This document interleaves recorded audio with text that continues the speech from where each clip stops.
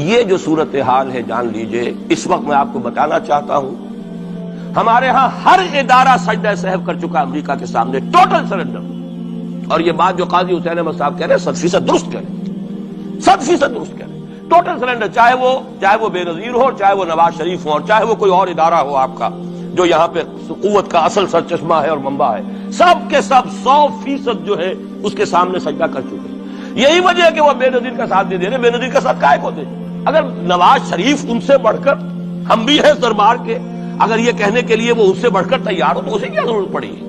اس کی کون سی کوئی رشتہ داری ہے بے نظیر کے ساتھ یا کسی اور کے ساتھ؟ ہاں، اگر نواز شریف کہیں کسی جگہ پر بھی کوئی اپنے پاؤں کو گھسیٹتا، ڈریگ کرتا اپنے فیٹ کو، کہیں کوئی رکاوٹ ڈالتا، پھر ٹھیک ہے، پھر اس کو آلٹرنیٹ لانے کے لیے تو کوئی ہے نا کوئی سوال۔ لیکن جب وہ ان سے بڑھ کر نیاز مند ہوں، ان سے زیادہ بڑھ کر سجدہ کرنے کو تیار ہوں، ان سے بڑھ کر کہیں ہم شریعت کوڈ ہی کو اٹھا کے پھینک دیں گے، اگر سود کا معاملہ جو ہے شریعت کوڈ کے حوالے سے ہمارے لیے مصیبت بنا، سود تو دیں گے، چلے گا، لائیے، خدا کے لیے لائیے، پیسہ لے کے آئیے، ہمارے ملک میں آئیے، پیسہ لگائیے۔ اور یہ سود وود کا یہ کوئی مولوی لوگ ہیں پاگل جو کہتے ہیں کہ یہ کوئی حرام ہے، اور کوئی پاگل ہمارے شاید وہ کورٹ والے بیٹھے ہوئے تھے جنہوں نے اسے کہہ دیا کہ بینک انٹرسٹ بھی جو ہے ربا ہے۔ باقی آپ ہم سے کوئی ڈر نہ رکھیے، میرے اسلام کو اب قصہ ماضی سمجھو، ہنس کے وہ مس بولی کہ پھر مجھ کو بھی راضی سمجھو، سیدھی سیدھی بات ہے۔ جھگڑا تو اسلام سے، تمہارے سے تو نہیں، نہ بے نظیر سے جھگڑا ہے اور نہ نواز شریف سے جھگڑا ہے، جھگڑا اسلام سے۔ اور ہمارا ساتھی ہے کون؟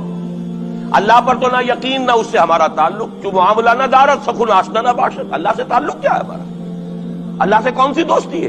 اللہ کیوں ساتھ ہے ہمارا؟ ہم تو مجرم ہیں نمبر 1 اس کے، اور باقی دنیا میں جن پر سہارا تھا، جن پہ تکیہ تھا، وہی پتے ہوا دینے لگے۔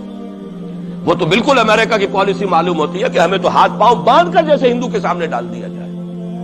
کبھی وہ ٹیررسٹ اسٹیٹ قرار دینے کی دھمکی آ جاتی ہے، فیلرز کی شکل میں آ جاتی ہے۔ یہ فیلرز دیے جاتے ہیں اس لیے تاکہ بات پہنچ جائے۔ اگر صرف بات اس طریقے سے انڈائریکٹلی پہنچنے سے مطلوبہ مقصد حاصل ہو جائے تو خامخواہ براہ راست کہنے کی ضرورت کیا ہے؟ مطلب تو حاصل ہو، سب نے سجدہ سہو کیا ہوا ہے۔ اس حوالے سے بہت برا وقت آ رہا ہے۔